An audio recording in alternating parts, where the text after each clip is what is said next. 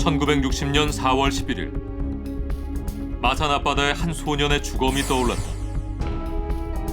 시신은 발견되자마자 병원으로 옮겨졌다. 그의 시신을 보기 위해 마산 시민들이 구름대처럼 몰려들었다. 저지하는 경찰을 제치고 시신을 보러 나온 사람들은 차마 발길을 돌리지 못했다. 얼굴에 최루탄이 박힌 참혹한 모습의 소년. 그는 마산상고 입학을 앞둔 예비 신입생 17살의 김주열이었다.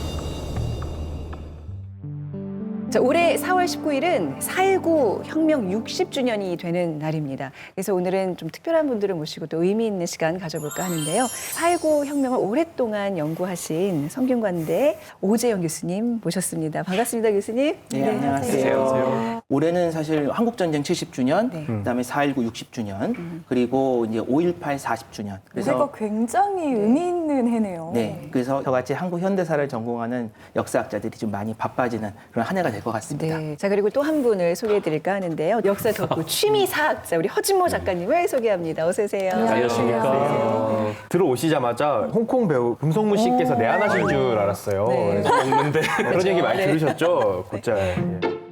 네, 들었습니다.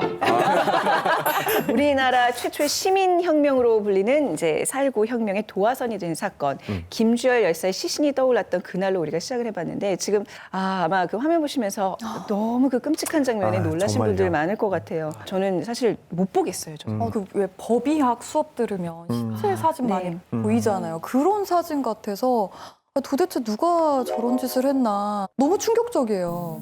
저기 지금 체루탄이 박힌 거죠, 교수님? 네, 당시 언론에 이제 보도된 이 체루탄이 눈에 어떻게 박혔는가를 소개한 그림입니다. 네. 딱 미사일처럼 보이죠. 네.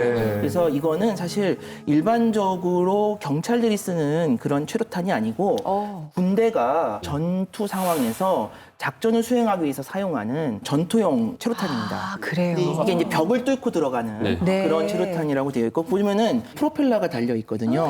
날아가서 벽을 뚫고 들어가서 이제 적을 제압하는 데 사용하는 거죠. 근데 이런 것들을 이제 경찰들이 네. 일반 시민들을 상대로 사용해서 시위를 진압하려고 했던 겁니다. 아니 보통 체루탄 하면 이제 시위 해산 목적으로 사용한다고 알고 있는데 이거는 군사용이라는 걸 처음 알았네요. 이것이 이제 눈을 뚫고 들어가서 웬일이야. 이렇게 박혀서 사망을 한 거죠. 꼭 이 사진만 보면은 그날이 알고 싶어요. 사실 박힌 것 자체 굉장히 좀 당시에도 의혹이 좀 있었는데 네. 그 4월 16일자 일간지에 이런 기사가 있습니다. 네.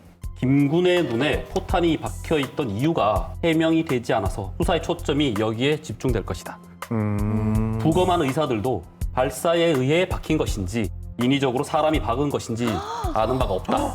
아니, 라고 전했다라고. 이게 거의 인위적으로 박아 넣은 걸 수도 있다는 당시에는 그런 말인 의혹이 거잖아. 있었던 거죠. 너무나 좀 이상한 근데 그러면 모양이잖아요. 지금 상황은 이렇습니다. 그러니까 시위 과정에서 어쨌든 경찰이 이런 식으로 무차별적으로 이런 전투용 체류탄까지 사용하면서 시위 진압을 했고 네. 나중에 총도 쏘죠. 그때 한 8명 정도가 사망을 하는데 나중에 시위 현장을 수습하는 경찰들에게 이 김주열의 시체가 발견된 겁니다. 네. 근데 이제 너무나 참혹한 상태가 있으니까 이걸 그대로 공개했다가는 더 큰 시민들의 어떤 반발을 살 것을 우려한 경찰이 이제 그 노끈 같은 걸로 이 시신을 묶고 거기다 돌을 달아서 바다에다가 빠뜨려서 그 상황을 은폐하려고 했다는 거죠. 와, 경찰이 고의로 쏜 그 네. 체류탄에 의해서 죽음을 맞이한 네. 것도 모자라서 고의로 또 시신을 유기한 거네요. 수장한 거잖아요. 그러니까요. 이거 조폭들이나 하는 일 아닌가요? 와, 누구 정말 너무 이렇게 끔찍한 돌 일이네요. 매달아서 막 예. 아니 김주열 학생이 도대체 언제 이렇게 사건에 휘말리게 된 거죠?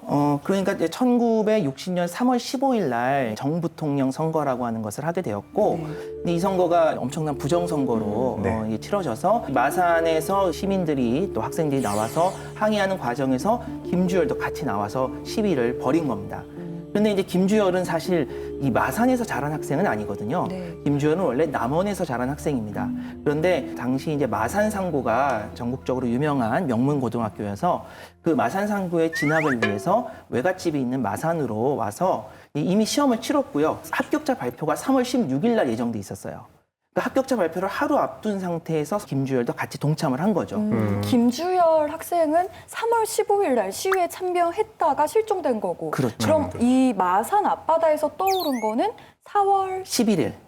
그러면 결국 한 달 만에 주검이 돼서 다시 돌아온 건데 그럼 그 사이 무슨 일들이 벌어진 거죠? 3월 15일 날 이 김주열 학생이 실종이 되자 당연히 이제 그 어머니가 남원에서 마산으로 와가지고 아들을 찾기 시작하는 거죠. 네. 그래서 당시 이 마산 사람들이 이 김주열이라고 하는 이름을 모두가 다 알 수밖에 없을 정도로 그 어머니가 애타게 아들을 찾았고 마산 시민들이 같이 동참해서 뭐 저수지에서 물을 뺀다든지 뭐 이런 식으로 굉장히 이제 적극적으로 아들을 찾는 일에 동참을 한 거죠. 지금 나오는 사진이 아마 네. 그 저수지에서 물 퍼면서 사람들이 맞습니다. 모인 장면인 것 같은데. 네.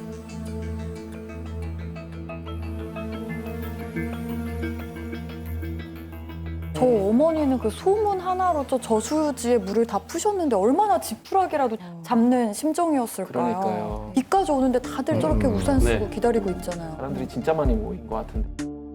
어머니가 시신을 찾기 위해서 뭐 영안시 같은 데도 다 뒤졌다고 그래요. 아이고. 근데 그러면서 이제 결국에는 아들을 찾다가 나중에 지쳐서 포기하고 돌아간 날짜가 4월 11일입니다. 네. 그러니까 4월 11일 아침에 그 어머니가 돌아가게 되고 어머니가 돌아간 다음에 한 3시간쯤 있다가 네. 그 아들의 시신이 마산 앞바다에서 떠오르게 되는 거죠. 3시간 만에 한 3시간 정도 찾았다고요? 차라고 그래요. 같은 날이에요. 어머니가 날이에요. 내려가신 날과 우연히 시신이 떠오른 날이. 맞아잖아. 그러니까요. 아니 이건 거의 소설을 쓰려고 해도 이렇게는 못 쓰잖아요. 역사를 보면은 네. 이렇게 우연과 필연이 이렇게 만나는 경우들이 많이 있는데 사실 이제 김주열이 왜 하필이면 그 밤에 그 최루탄에 의해서 희생자가 됐을까라고 하는 것도 좀 우연적인 요소가 있어요. 당시 김주열이 이제 시위에 나가려고 하니까 그 외할머니가 못 나가게 막았다고 합니다. 네. 그러니까 이제 할머니를 속이고 이제 몰래 나가기 위해서 교복을 벗어놓고 그냥 그 하얀 셔츠 바람으로 나갔다고 그래요. 근데 이제 밤이 하얀색 옷 같은 게 훨씬 더 눈에 확 띄는 그런 면이 있잖아요. 그러니까 다른 사람들은 다 그 시꺼먼 교복을 입고 시위를 하는데 김주열만 유독 하얀색 티를 입고 시위를 하니까 이게 아마 경찰의 눈에 확 띄면서 표적이 됐네요. 됐을 가능성이 있다. 또 지금 이렇게 딱 시신이 막 떠올랐다고 하는 것도 네네. 좀 우연적 요소가 되겠죠. 하지만 이제 사실은 그 밑바닥에는 어쨌든 독재와 이런 어떤 폭력적인 어떤 진압이라고 하는 저항이 일어날 수밖에 없는 또 필연적인 요소들이 같이 결부돼 있는 겁니다. 네. 그런데 저 사진이 우연하게 찍힌 게 부산일보의 마산 주재 기자 허종 기자라는 분이 저것을 찍었는데 정말 경찰이 도착하는 것보다 조금 더 빨리 가서 우연한 제보로 인해서 찍었던 거죠. 경찰이 만약에 먼저 발견했으면 그렇죠. 사진을 못 못 찍었겠네요. 찍었을 예, 게 지금까지 이렇게 남아 있게 된 것도 기자의 어떤 정신과 네. 우연한 사건의 결합이 모든 게 지금 다 우연과 네, 네. 필연이 막 맞물리면서 이게 역사가 되고 있습니다. 1960년 3월 15일 시위에 나섰다가 변을 당했습니다. 그날 어떤 일들이 있었는지 좀 자세히 만나보도록 하겠습니다. 안녕하십니까. 그날의 비화 이광용입니다. 우리 역사 속 1960년 3월 15일은 단군 이래 최대, 아니 희대의 부정선거가 있었던 날이죠. 당시 선거를 돌아보겠습니다. 먼저 대통령 후보, 민주당의 조병옥 후보가 갑작스럽게 사망하면서 자유당 이승만 단독 후보입니다. 그리고 부통령은 자유당의 이기붕, 민주당 장면 후보의 경합이었죠. 그렇다면 우리가 왜 이 3월 15일의 선거를 부정선거라고 부르는지 낱낱이 밝혀드리겠습니다. 다니엘, 네, 형님. 우리나라에서 선거해본 적 없지? 저 투표권이 없죠. 아, 그렇지. 예, 한번 하게 해줄게. 나와봐. 와, 경험할 수 있어요? 1960년 3월 15일, 예, 외국인 사상 첫 투표자, 그리고 3.15 선거의 첫 투표자 다니엘을 모시겠습니다. 자, 들어가, 투표해. 내 맘이야, 투표해. 이거 자체가 부정선거인데. 그러게요. 너무 큰 부정이네요. 투표했어? 네, 투표했어요. 한번 넣어볼게요. 넣으세요.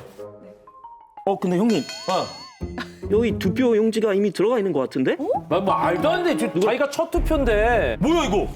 보세요. 뭐? 뭐야? 이승만. 이승만. 잠깐만. 여기도. 이기붕. 이기붕.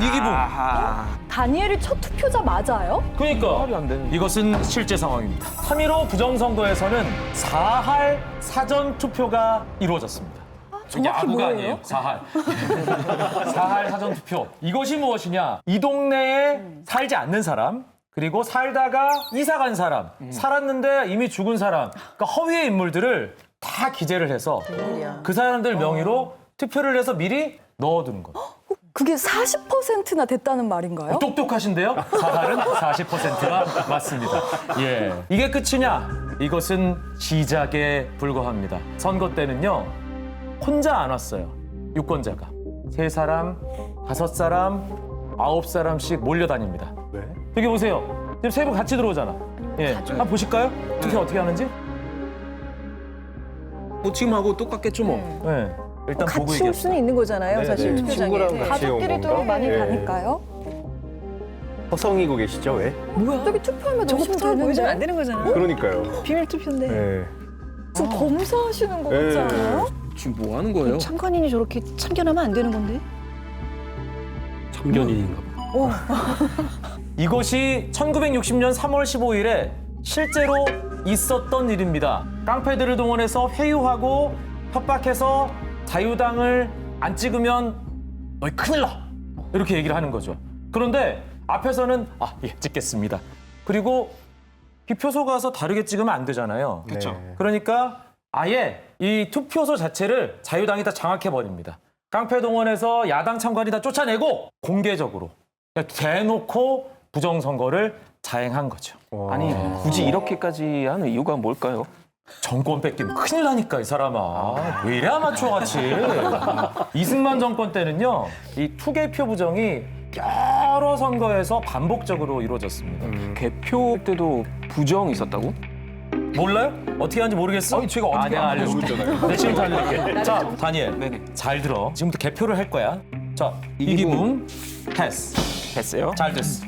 이기붕 됐어. 그런데 이게 문제가 심각하구만. 장면을 찍었단 말이지. 이럴 경우에는 3가지 방법이 있어. 손가락에 인주를 묻혀. 어? 뭐 하시는 거예요? 인지를 막 묻히는 거. 이러면 표가 무슨 표가 돼? 피아노표 되는 거예요? 무효표가 되는 거지. 무슨 일이 네? 아닌데. 무효표. 다니엘 피아노 잘 치니까 한번 해봐. 아 이거 방법이구나. 한번 해봐. 자, 좋은 거 가르쳐 주시는 지금.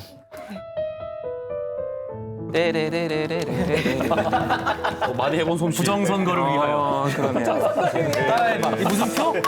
피아노표. 피아노표. 피아노표. 자, 그런데 이 피아노표만 있으면 네. 너무 티가 나지 않겠어? 그렇죠. 네. 여기 장면을 찍었네? 아 그러면 안 되잖아요. 안 되잖아. 네. 이러면 안 되잖아. 그럴 때는 옆에 하나 더 찍어. 이런 무슨 표? 이거 무음표 되시는 거죠? 무효표 되는 거지. 무효표. 이걸 가리켜서 쌍가락지표. 따라해봐. 쌍가락지표. 쌍가락지표. 쌍가락지표. 쌍가락지표. 처음 들린다. 2개가 있습니다. 쌍쇼 발음 잘하는데? 쌍가락지표. 또 있어. 이게 가장 기반한 방법인데 여기 보면 이게 다 장면을 찍은 표란 말이지. 전부 다요? 그러네요. 이 문제가 아주 심각한 거란 말이야. 이러면 이기붕을 찍은 표가 있습니다. 네네. 위에 껴. 그냥 껴. 살포시 껴. 위에만 끼면 좀 아쉽잖아? 아래도 하나 더 껴. 이기분 걸로. 그러면 위, 아래, 위, 아래. 제일 위에 이기붕, 제일 아래 이기붕. 그럼 이건 다 무슨 표? 이기봉 표지. 이 사람 큰일 날 사람이네. 맞아요. 예, 맞아요. 이것을 가리켜서 샌드위치 표. 아니 가끔씩 영화 보면 가짜 화폐 만든 사람들도 이렇게 박스 열어주면 네. 위에 5만 원짜리들이 쫙 있는데 아래는 다 종이밖에 없고 직접 해본 거 아니에요, 혹시? 그러니까 샌드위치표, 개표 부정의 방법은 피아노표, 피아노표, 쌍가락지표, 쌍가락지표, 샌드위치표. 샌드위치표. 아니 근데 그러면 이런 식으로 하면 이기봉 표가 모자라면 어떡해요? 좋은 질문이야. 그럴 때는 개표로 힘든 분들을 위해서 닭죽을 드시게 하는 거야. 근데 닭죽에 수면제를 타. 그러면 개표 요원들이 어떻게 되겠어? 자게 되는 건가요? 이렇게 되는 거지. 입이 안 닿아. 그러면 유유히 이기붕입니다. 이렇게 되는 거야. 이것이 3.15 부정선거다. 아니, 근데 이게 좀 실화예요. 무슨 저는 그냥 웃기려고 작정한 무슨 개콘인 것 그러니까요. 같아요. 스케줄 막장 시간. 드라마 같아요. 그러니까. 진짜 그럴 거면 투표를 왜 하는 거예요? 진짜. 여러분들 표정을 보니까 네. 저도 사실 씁쓸하고 화가 나지만 한편으로는 희대의 부정선거를 제대로 이해시켜드린 것 같아서 참 뿌듯하다. 이런 말씀을 드리면서 저는 물러가겠습니다. 지금까지 그달의 비화 이광용 단일이었습니다. 실제로 해본 분들 같아요.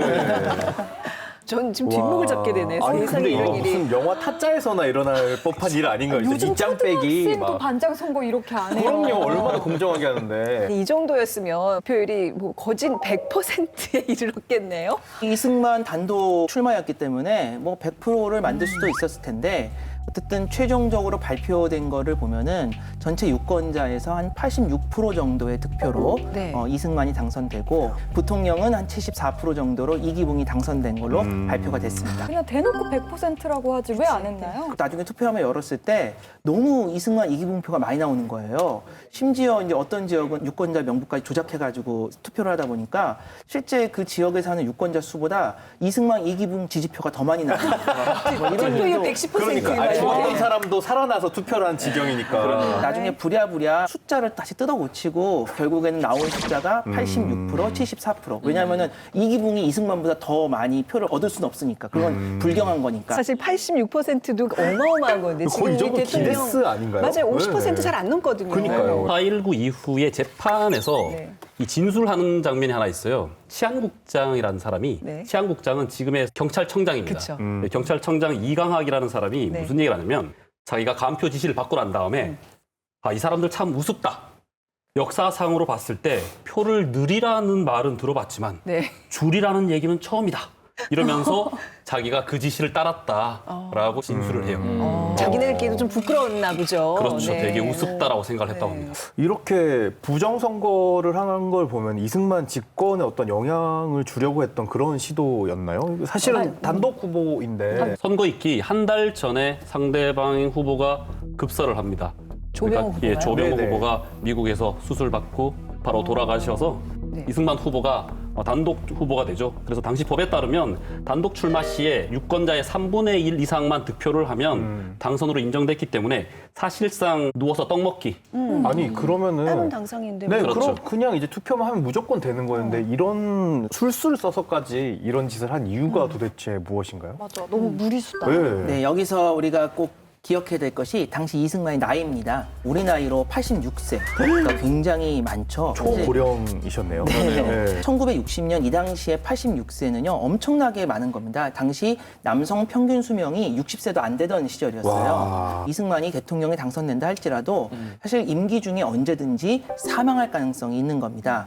근데 이제 문제는 당시 헌법에 의하면 대통령이 사망하면 부통령이 그 자리를 대신하게 되는데 이 부통령을 만약에 야당한테 뺏겨버리면 이승만이 죽는 그 순간 정권이 교체되는 거죠.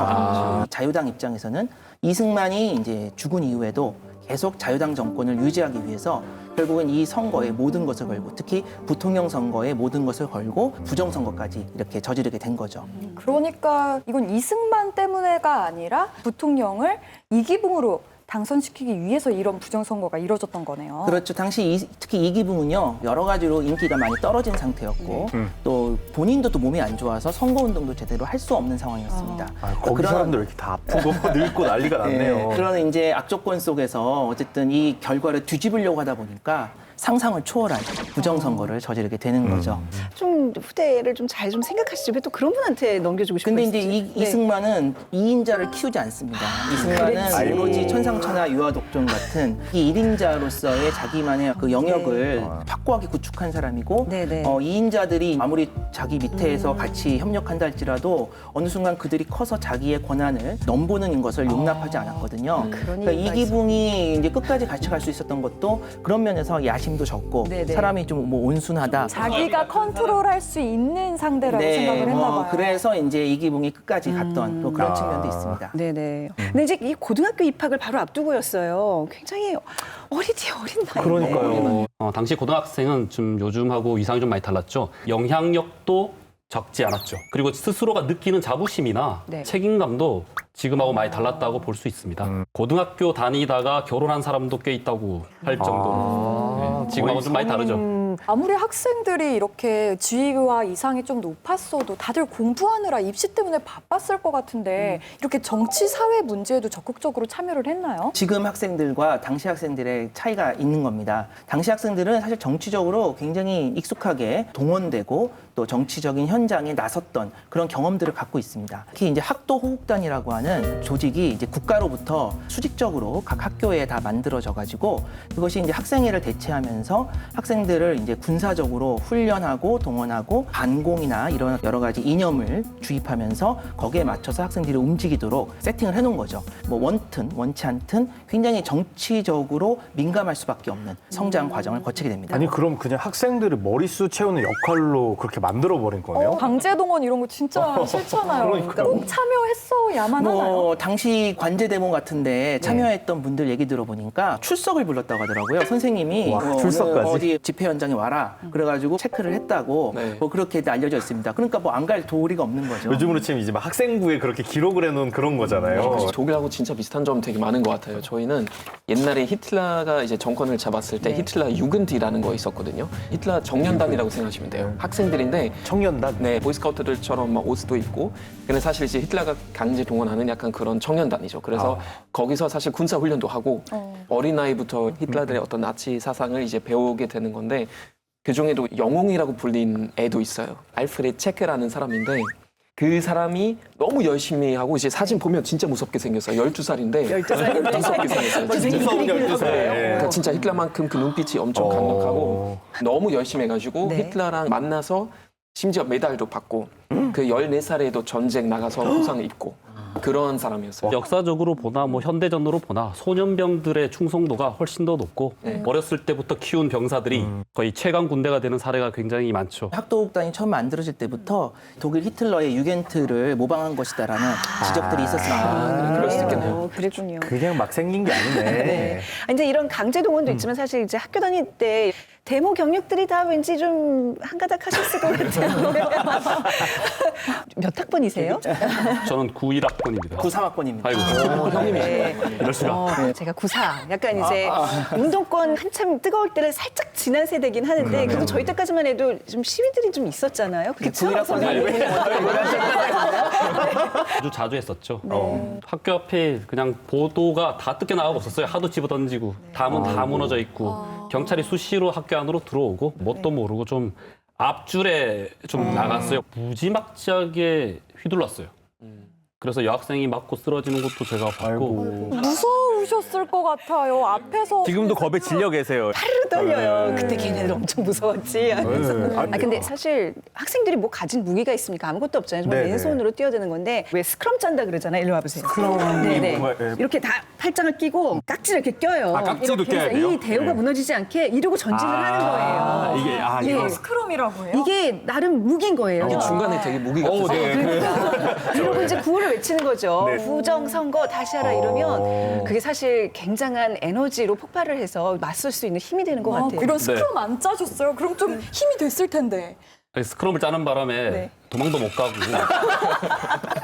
그렇죠. 스크럼을 짜면 나쁜 점이 이게 같이 구속에, 무너져요. 예. 같이 쓰러지게 돼 있어요. 근데 그게 또 연대감 그 힘인 것 같아요. 학생들의. 당시 학생들이 그걸 알았던 거예요. 그렇죠? 그러니까 중요한 또 이게 테마일 수 있는데 경험이거든요. 맞습니다. 시위라고 네네. 하는 네. 것도 갑자기 하라고 하면 못 합니다. 근데 관제 데모할 때 이제 같이 이렇게 우르르 대오를 형성해서 네. 거리에 나가는 경험들을 이미 당시 학생들은 많이 했던 겁니다. 네. 거리에 나가서 자신들의 주의 주장을 외치는 것이 학생들에게는 그렇게 결코 낯설거나 이렇게 어색한 것이 아니었다는 근데 거죠. 결국은 정부를 위해서 동원했던 시스템에 네. 그 정부가 어떻게 보면 역으로 당한 거네요. 그런 셈이. 네. 호랑이 새끼를 키운 거죠. 네. 정권이. 사실 이 고등학생들, 학생들은 투표권이 없잖아요. 그럼에도 불구하고 성인들보다 더 분개하고 더 빨리 시위를 했거든요. 왜 그랬을까요? 학생 시위 중에서 가장 먼저 일어난 게 1960년 2월 28일 대구에서 학생들이 먼저 이 부정선거의 징조들이 보이기 때문에 거기에 항의하면서 시위를 한 건데 계기가 됐던 것은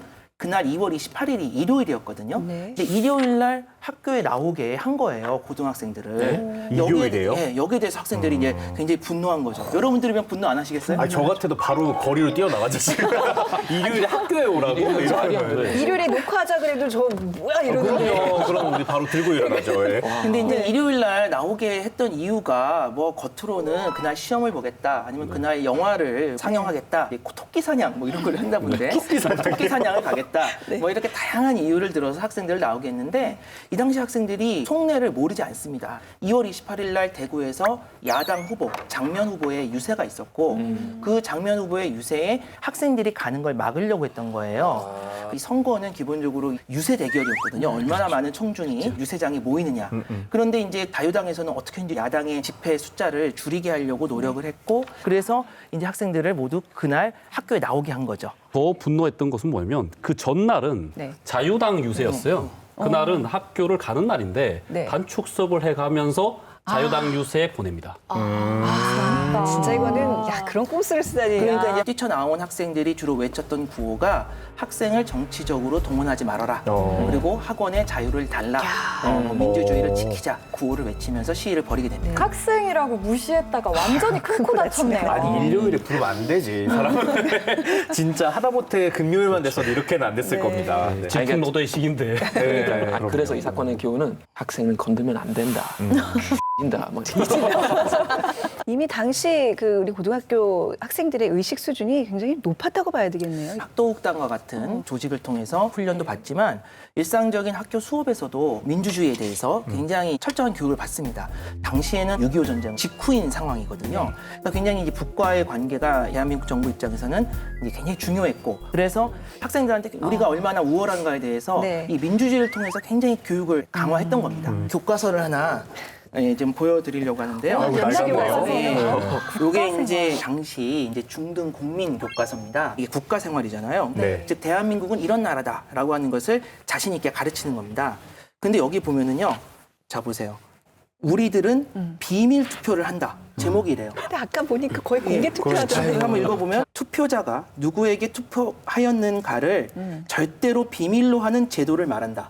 이게 이제 대한민국이 갖고 있는 아주 우수한 제도다. 이런 것을 이렇게 학생들한테 누누이 가르쳤는데 이렇게 가르쳐 놓고. 3.15 부정선거의 가장 전형적인 수법이 공개투표였거든요. 네. 이게 안 맞는 거죠. 여기 그러니까 학생들은 분노할 수밖에 없는 겁니다. 그랬겠네요. 책에서는 민주주의를 이렇게 열심히 가르쳤는데 현실에서는 굉장히 독재적인 면이 많이 있었습니다. 네. 단적인 예로 이승만 대통령의 생일이 되면 상상하지 못할 일들이 벌어졌습니다. 네.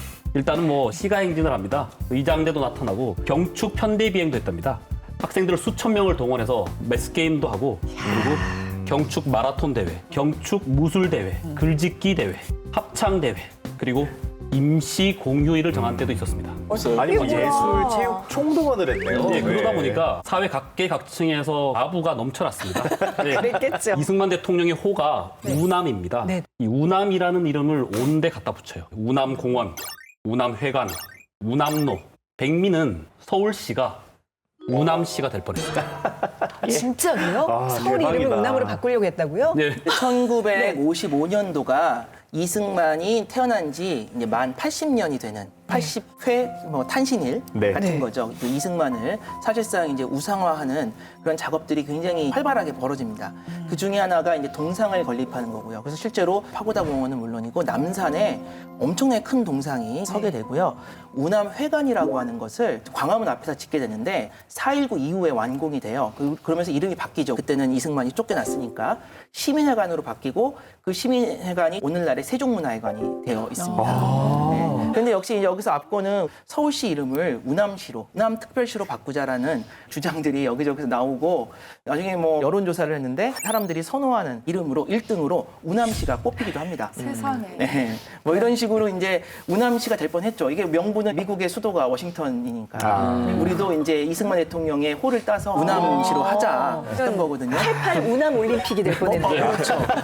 근데 뭐 하나 더 우스갯소리를 말씀드리면 어떤 야당 의원이 반대하면서 이유 중에 하나가 뭐냐면은 지방 사람들이 특히 서울 사람들을 욕할 때 맨날 서울놈 그러는데 네. 그럼 우남시가 돼버리면 우남놈 돼서 오히려 대통령한테 이제 그 해가 된다 이거는. 오남 깍쟁이 뭐 이런 거. 예, 그런 식으로 이제 반대하기도 하는 그런 에피소드도 있었습니다. 근데 우리나라 어른들이 무슨 얘기를 하냐면 쌍팔년도라는 얘기를 많이 해요. 네네. 이게 뭐냐 비이성적이고 굉장히 불합리한 시대를 대유하는 말입니다. 쌍팔년도가 언제냐면 단기로 4288년도를 이야기합니다. 그때가 바로 이때입니다. 1955년. 네. 쌍팔년도면 1988년도 그때 얘기가 아니에요. 그때가 아니죠. 단기로 따지면 단기로 따져서 그렇죠. 그게 전혀 몰랐어요. 88이라서 맞습니다. 88년도였군요. 나는 저 그 어원을 처음 알았어요. 군사 독재 시절 뭐 그때 얘기인 줄 저도요. 알았는데. 저도요. 자기 자신도 괴리가 컸을 것 같아요. 아니 미국에서 그렇게 오래 공부하시고 한국에서 민주주의를 그렇게 울부짖었으면서 막상 독재를 하셨으니 미국에서 민주주의 제도를 이승만이 많이 접하고 배워왔지만 그러나 이제 그의 머릿속에는 사실 어릴 때부터 박혀 있었던 어떤 유교적인 마인드, 왕조 국가에서 본인이 또 양녕대군의 후손이라고 하는 것을 굉장히 강조해서 본인을 해외에 소개할 때는 조선의 왕자처럼 소개를 하기도 하거든요. 진짜 왕이라고 생각했네요. 네, 이승만의 어떤 좀 독특한 퍼스널리티가 이런 이제 상황에서 좀 작동하고 있었던 것이 아닌가 그런 생각이 듭니다. 자, 어쨌든 이제 4월 11일에 4.19가 본격적으로 이제 이루어지는 거죠? 4월 11일 네. 그 마산 앞바다에서 김주열의 시신이 떠오르는 이제 그 상황이 어떻게 보면 약간 사그라들었던 이 3.15 부정선거에 대한 사람들의 분노를 다시 촉발시키고 그러면서 서울에서 대규모 시위가 벌어지는 상황으로 연결이 됩니다. 스타트라고 할 수 있는 것이 4월 18일 날 고려대학교 학생들이 학교에서 모여서 대거 거리로 나섰던 그것이 시발점이라고 할 수 있는 거죠. 제가 뭐 하나 가져왔습니다. 아니 뭐 글씨까지 써져 있네요. 예. 정말 적나라하게 고대 이렇게 써 있어요. 이게 그냥 수건이 아니고 1960년 4월 18일에 신입생 환영회 때 나눠준 수건이라고 합니다. 이것을 이제 머리에 두르고 시위에 사용을 했는데 아니, 적어야 돼요. 적어야 돼. 아, 이거 무서워, 진짜. 아니 얼굴이 다 가리셨어요. 이렇게 하시고요. 네. 이 상태에서 그치, 그치. 띠를 띠처럼 이렇게. 그러니까, 그러면 용안을 서울대 가리면 안 학생이 되니. 고등학생이 지금 뭔가를 고대하고 계시는 것 같아요. 민주주의 고대. 형사들이 깔려 있어서 신입생 환영회 인척했다고 합니다. 네, 그때 많이 몰려 있으니까 그쵸, 그쵸. 예, 뛰쳐나갔다고 합니다. 수건을 두르고 그러면 고대생들이 어디를 향했나요? 국회의사당으로 향했는데 지금으로 치면 서울시청 옆에 있는 서울시의회에 몰려갔습니다.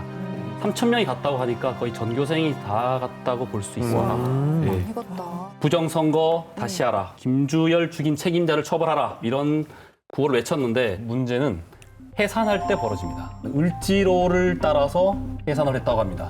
그렇다가 일부의 인원이 종로로 틉니다. 방향을 가다가 천일백화점 앞에서 깡패의 습격을 받습니다.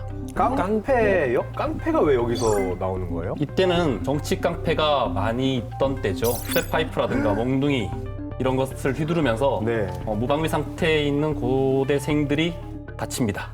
이승만 정권에서 정치 깡패는 경찰의 보조 경찰이라는 말이 있을 정도로 경찰이 할 수 없는 행동들을 이 깡패를 이용해서 많이 했었죠. 그 우리가 알고 있는 그 유명한 뭐 이정재 뭐 이런 사람들이 이 시기에 깡패인가요? 예, 맞습니다. 그리고 이때 고대생을 직접 습격했던 단체는 대한방공청년단이라 그래서 아예 3.15 부정선거를 위해서 조직된 단체입니다. 저 사진이 네. 4월 19일 아침 네. 그 조선일보에 실린 사진이거든요. 그러니까 저걸 이제 아침에 사람들이 일어나서 보고 충격을 받는 거죠. 그리고 또 하나 요거는 이제 동아일보에 실린 건데 고대생 일명 피살. 피살. 고대생 한 명 피살. 예. 하고 저기 조그맣게 물음표가 물음표는 있죠. 김주열이 죽어서 시신으로 발견된 지 얼마 되지 않은 시점입니다. 그런데 또 이번에 고대생이 시위에 나섰다가 깡패한테 맞아 죽었다라는 내용이거든요. 그러니까 이것이 당시 사람들에게 얼마나 큰 충격을 줬을까. 근데 여기 물음표가 돼 있다는 거는 이것이 너무 급박하게 써가지고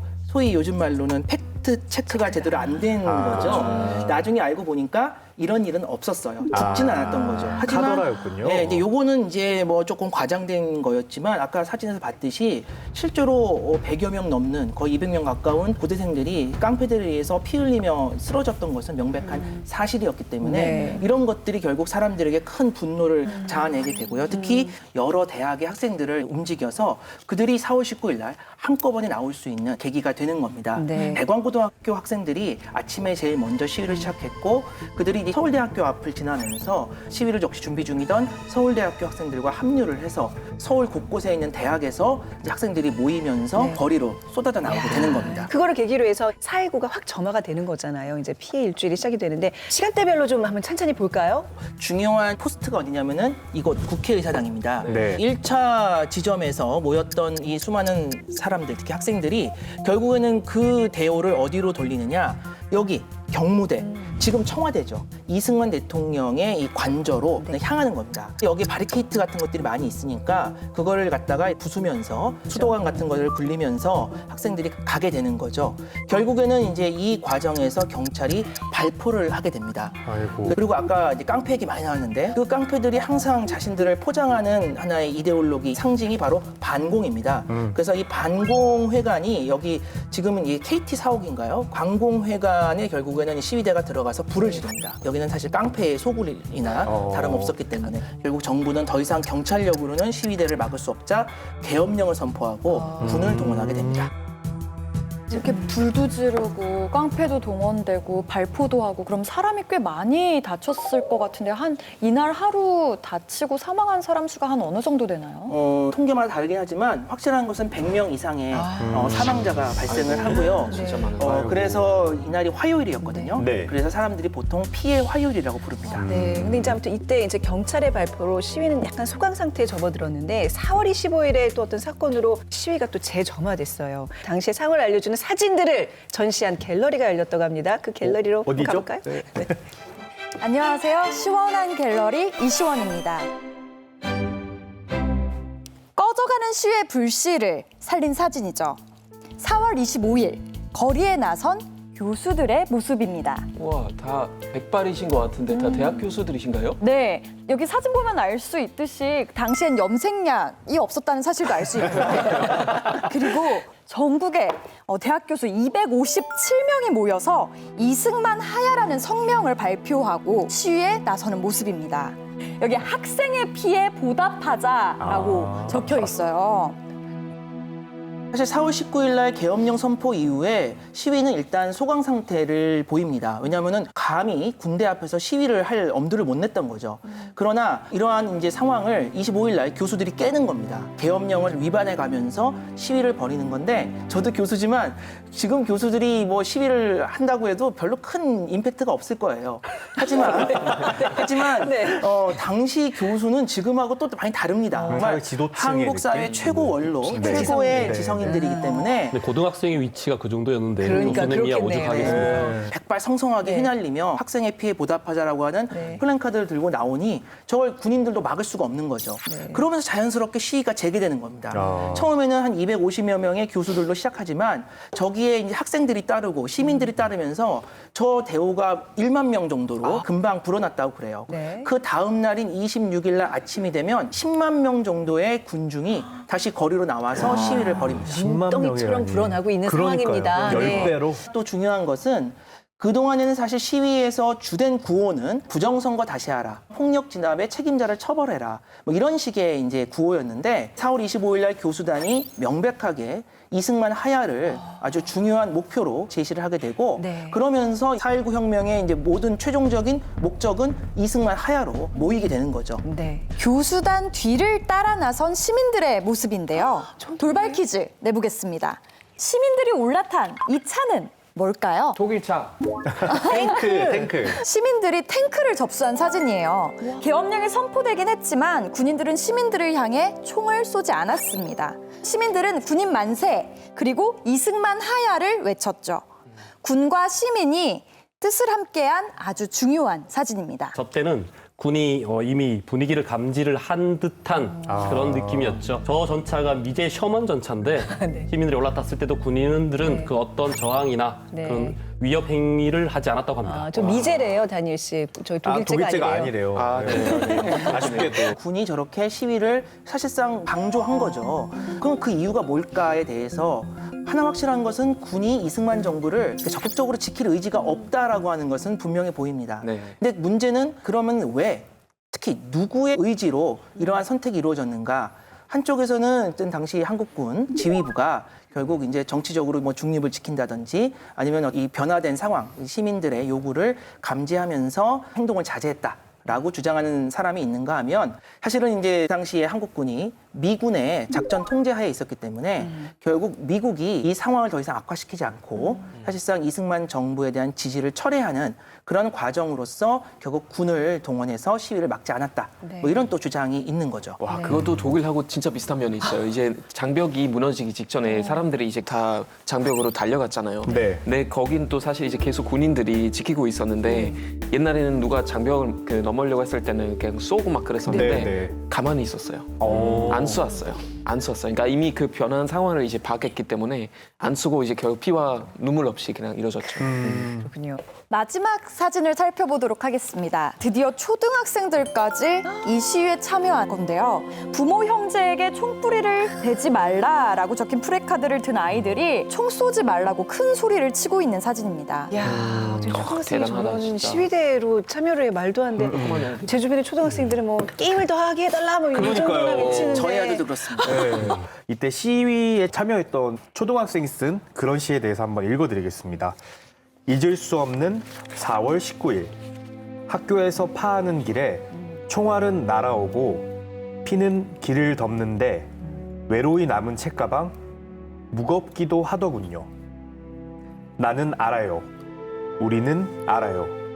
엄마, 아빠 아무 말 안 해도 오빠와 언니들이 왜 피를 흘렸는지.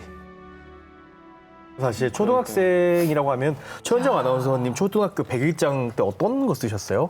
아니 뭐 꽃이 아름답고 봄이네 맞아요. 뭐 마음이 예. 뭐 울렁울렁거리는 뭐 이 정도였지. 그 사실 저도 이제 초등학교 때 100일장에 예. 장원을 받은 적이 있는데 저는 뭐 가을이 오나 봐요. 이래서 뭐 낙엽 얘기 다 그런 거 쓰고 하죠, 예. 무슨. 일반적으로 네. 자연물 이런 걸 쓰기 마련이잖아요. 그런데 이 어린 아이가 이렇게 피와 이렇게 사륙에 대해서 얘기한다는 것 자체가 그 당시의 상황이 얼마나 처참했는지를 보여주고 있는 거라고 볼 수가 있는데요. 4.19 시위가 있던 날에 현장에 있던 전한승 어린이가 사망을 하게 됐어요. 중상으로 사망을 하게 됐고 심지어는 4.19 혁명 최연소 희생자로 기록이 되어 있고요. 그랬군요. 그때 나이가 무려 13살이었다고 합니다. 전한승 어린이가 네. 수송초등학교 6학년이었고 저 시위대가 수송초등학교 6학년 학생들이에요. 그래서 자기 친구들이구나. 친구가 죽었기 때문에 그 친구의 죽음에 대해서 분노하는 어떻게 보면 사진이군요. 분노하고 항의하면서 4월 26일 날 시위를 벌이고 있는 거죠. 너무 슬프네요. 자세히 보면요. 약간 눈물 자국이 조금 있어요. 보여요. 내 친구의 죽음을 헛되하지 말아라 뭐 이런 표정으로. 그러게요. 야.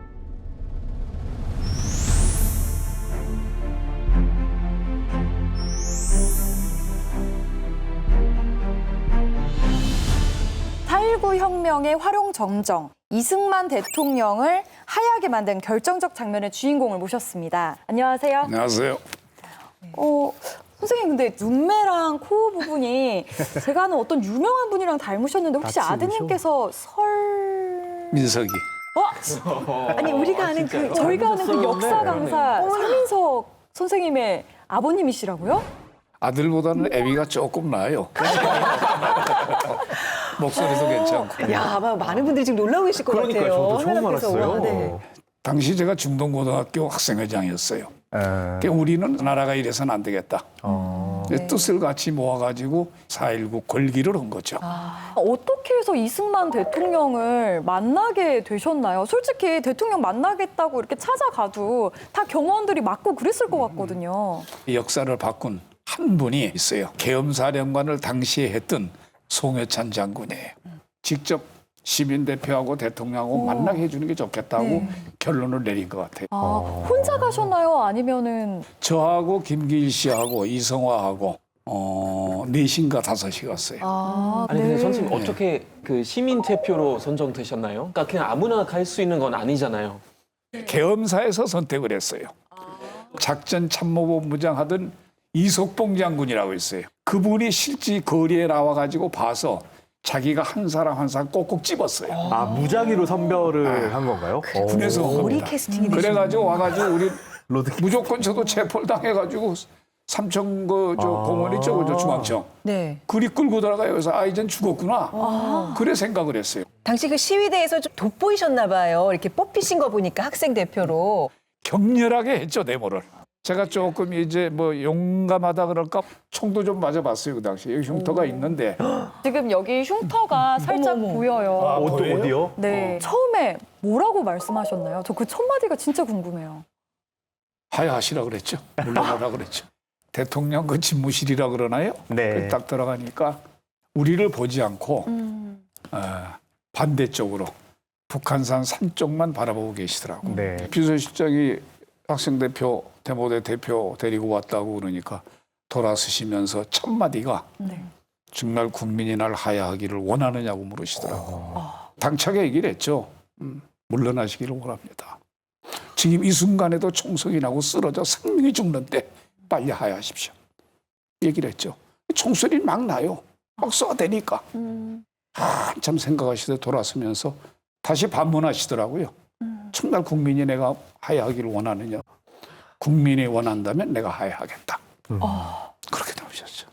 그래서 물었죠 또. 이 뭐 하야한다고 안 하면 또 안 되잖아요. 그렇죠. 그럼 하야 성명을 발표하십시오. 그럼 제가 대표로 대모 군중을 맡겠습니다. 그랬더니 하야하겠다. 그래서 제가 이제 하얀 띠 하나 얻어가지고 둘러매고 집차를 타고 청와대 입구에 나와가지고 학성기 달고 계속 얘기를 했죠. 뭐라고 말씀하셨어요? 하야했다 그랬죠. 그럼 선생님께서 직접 그 하야한다는 사실을 전하신 거네요? 그렇죠. 하야했다는 걸 알려야죠 이제. 대통령께서 하야하셨다. 이제 우리는 민주주의가 되돌아왔으니 이제 전부 귀가하자 그랬죠. 집으로 가자고. 그 시절이 아직도 기억이 생생해요. 혹시 오늘 역사저널 그날 나오신다는 거 아드님한테 말씀하셨어요? 아니, 그건 내 아들 아니에요, 보니까. 어떤 때 괘씸해요. 통화도 안 돼요. 워낙 바쁘셔서. 최원정 아나운서도 내 팬이고 그래서 여기 나온다고 자랑하고 싶잖아요. 네. 전화했더니 안 받아요. 선생님께서 4.19 혁명에 대해서 어떻게 생각하는지 딱 한마디로 혹시 정의를 해주신다면. 민주주의를 찾은 거죠. 독재에서 민주주의를 찾은 겁니다. 네. 만약에 그 당시 4.19 혁명이 없었다면 오늘의 여러분과 저와의 대화가 없겠어요. 그렇죠. 그렇죠. 186명이 피를 흘리셨고 또 돌아가시고 그랬는데 아마 세계 혁명사 가운데 가장 그래도 적게 희생되고 조용하게 끝난 혁명이 아마 4.19 혁명 같아요.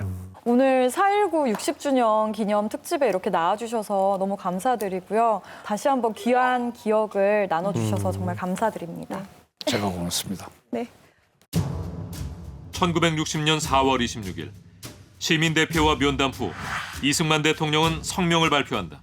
하나님 대통령 직은 사임할 것이며 다음 날 이승만 대통령은 국회에 사임서를 제출했다. 12년의 독재 정권은 수많은 희생을 치른 끝에 마침내 막을 내렸다.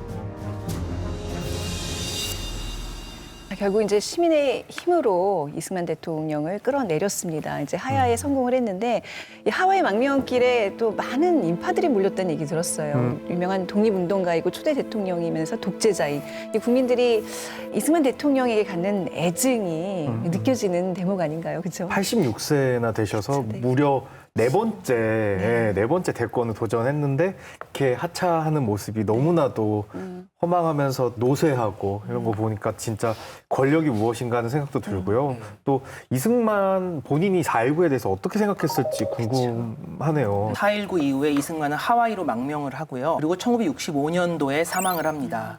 그래서 그 사이에 이승만이 이 4.19에 대해서 어떻게 평가를 하고 이제 생각을 했는지 좀 공식적인 기록을 남겼다면 우리가 알 수 있을 텐데 공식적인 기록은 없는 걸로 알고 있고요. 일부러 안 남겼나 봐요. 하와이 망명 이후에는 사실상 거의 병석에 누워 있었던 걸로 알고 있습니다. 네, 그래서 건강 상태가 사실 어느 정도였는지는 논란이 있거든요.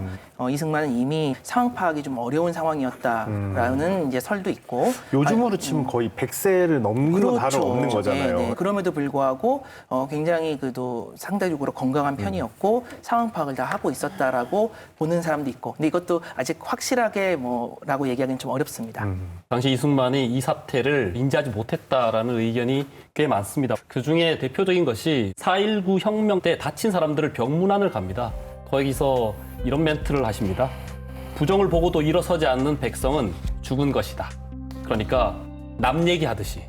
왔다 갔다 하시네요. 예, 근데 그 당시에 알츠하이머 조금 앓고 있었다는 그 그런 얘기를 얘기도 있다고 하더라고요. 설이 있으니까. 네, 미국이 작성한 비밀 문서인데 이런 얘기가 나와요. 이 대통령은 1959년 5월 하순부터 정모에 관심을 쏟는 능력이 떨어지고 새로운 발상에 대한 가장 기초적인 개념조차 파악할 수 없어 보인다 라고 이렇게 적혀져 있거든요. 이승만이 한 50년대 후반부터 그런 거 좀 앓고 있었다는 그런 의심들이 있는 것 같아요. 그래도 그게 면죄부는 되지 않는 것 같아요. 자기 판단력이 떨어졌으면 물러나야지. 그걸 끝까지 어떻게든 유지시켜 보려고, 권력을 잡아 보려고 하는 그런 탐욕이 결국 자신의 허물을 만든 거 아닌가, 저는 그렇게 생각해요. 거기다가 또 이 시위가 단순히 뭐 어떤 특정 층에서만 일어난 게 아니라 아주 어린 학생에서부터 뭐 사회 지도층 교수까지 이렇게 전 국민적으로 힘을 모아서 이끌어낸 그런 민주주의잖아요. 그리고 이게 또 희생 없이 얻어낸 게 아니잖아요. 실제로 그러니까요. 186명의 사상자가 네. 있었고요.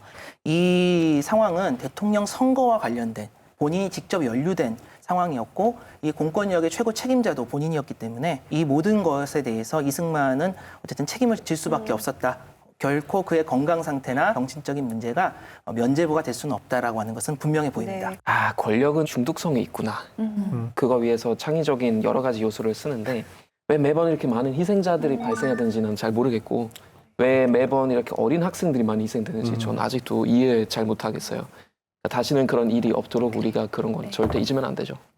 혹시 이 대사 아시나요? 네. 중립국 아시나요? 너무나도 유명한 소설인데 최윤훈 작가의 광장이라는 소설. 이 소설이 탄생하게 된 배경이 이 4.19 혁명이고 그 4.5를 바탕으로 이렇게 쓰여지게 된 것이거든요. 그만큼 굉장히 강렬하면서도 어떤 우리 국민에게 뭐 이념과 사상 또 그것을 포함해서 민주주의의 가치에 대해서 처음으로 알려준 계기가 아니었나 싶습니다. 네. 사실 저희 아버지가 1959년도에 대학에 들어가셔서 1년 뒤에 1960년에 4.19에 참여를 하셨습니다.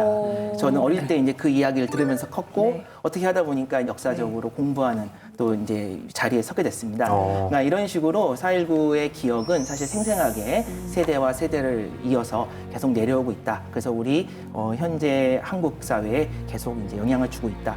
이렇게 볼 수 있고 무엇보다도 우리 헌법에 4.19라는 명칭이 전문에 들어가 있기 때문에 더더욱 우리에게는 지금 중요한 의미로 남아 있는 것이 아닌가 싶습니다. 네.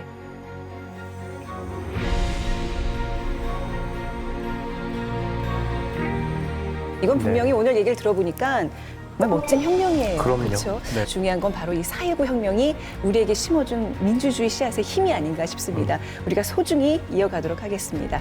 자, 오늘 함께해 주신 여러분 고맙습니다. 네, 감사합니다. 감사합니다.